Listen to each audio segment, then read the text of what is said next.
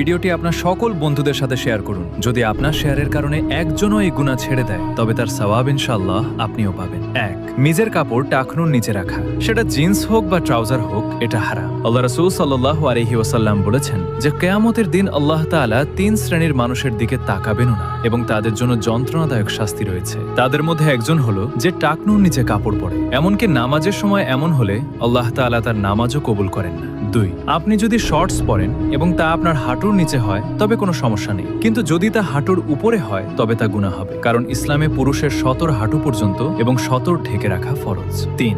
যা প্রতিটি মুসলিম ও প্রতিটি ব্যক্তি করছে তা হলো নিজের চুল চারপাশ দিয়ে ছোট বড় করে কাটানো। আপনি কি জানেন যে ব্যক্তির চুল চারপাশ দিয়ে সুন্নতের খেলাফ ছোট বড় করা হয় সেই ব্যক্তির উপর 24 ঘন্টা আল্লাহ তাআলার লানত বর্ষিত হয়। আর রাসূল সাল্লাল্লাহু আলাইহি ওয়াসাল্লাম এভাবে চুল কাটতে নিষেধ করেছেন এবং এটা হারাম। সওয়াবের নিয়তে এই ভিডিওটি সকল ভাইদের কাছে অবশ্যই শেয়ার করুন।